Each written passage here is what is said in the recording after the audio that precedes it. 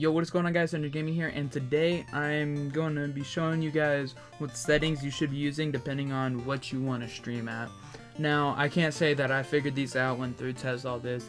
There's actually a website from Twitch that shows you everything. Like if you wanted to stream at 1080p 60 FPS, all of it's right here, you know, 1080p 30 FPS, all of this. Even if you have low bandwidth, it shows you what settings you should use. But I suggest for new streamers, I guess you could say people that don't have a sub button or people that are just now getting into streaming, I suggest 720p 30 FPS, because when people come to watch your stream, they can only see they can only view your stream at whatever what's it called, I guess the right word, of whatever resolution you're sending it at. So if you're sending it at 1080p 60 FPS and you don't have a sub button, they're only going to be able to watch 1080p 60 FPS. Now, someone that doesn't have great internet, because not everyone has amazing internet, like 100 up, 100 down, or gig up, gig down, whatever, they won't be able to watch it. So I suggest 720p 30 FPS, you know, HD, and it gets the job done. But all of it's right here. I'm going to just show you guys where this is at actually. So if we come back to OBS, hit your settings, start with stream. You guys probably come from Twitch, but you can also do all these other ones. I sometimes do YouTube as well. You need your stream key. Now your stream key can actually be found in your dashboard right here. You just click on right up here where your name is. By the way, follow me on Twitch, Sergeant2468, capital S. I know I made that name when I was really young. I can't change it. Feels bad. And you just hit dashboard, and then you come down to channel under settings, stream key, click copy. And also, do not show your stream key to anyone, no matter what. Come back to OBS with the settings, you know, and then either Control V or right click and paste, and then boom, apply. You're good to go. Now output, you want to change your output mode to advanced. Just click the drop down arrow, it brings it up. And make sure it's on the streaming tab, not the recording. I could probably do a video on recording as well, but for now we'll just do this. Make sure you have your audio track. It doesn't really matter, you're streaming, so audio track you should really only have one. I use the Invake H.264 is your graphics card and not your processor. I suggest that using your graphics card if you can. If you can't, X264 is your CPU, but it just takes a load off of your CPU and won't overdo your CPU, you know, kind of balances out. So I suggest that.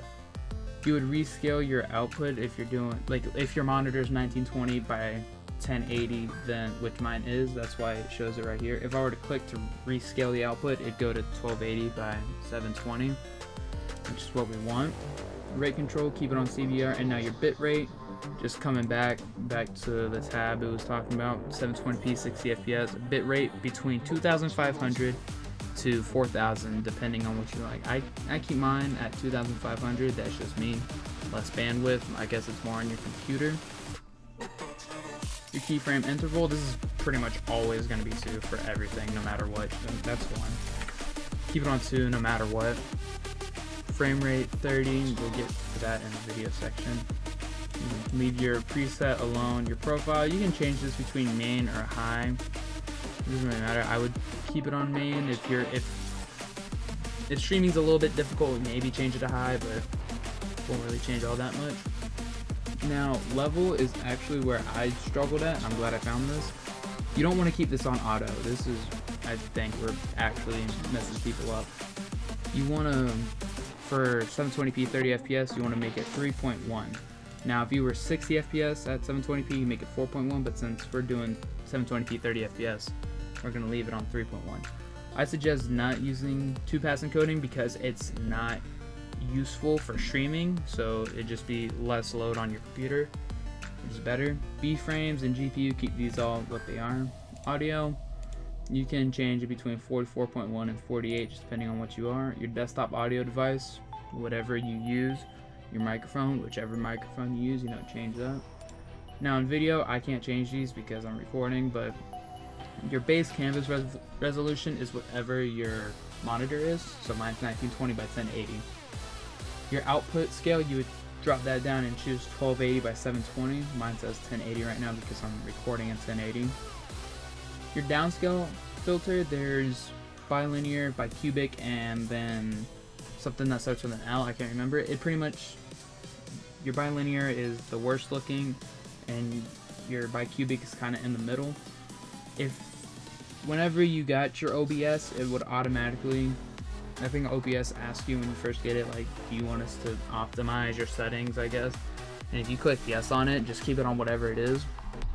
It should be fine. I've tested it out. Hasn't really done much, but I keep on mine bicubic. If you're using these settings and streaming is kind of hurting your computer, I guess go down to bilinear. Make sure your FPS is 30 FPS and not 60 if you're doing 720p 30 FPS. And yeah, that's really all there is to it. You can mess around with the hotkeys, you know, like different transitions and stuff. I'd stay away from the advanced unless you understand every single one of these, because this can really screw things up. And yeah, that's pretty much all there is. If you just want to test things out, you can go, this is actual Twitch's, like, what they say to use, and it's pretty good. Now sorry about that. But your bitrate, it says in between these ones because is depending on whatever your speed is for your internet.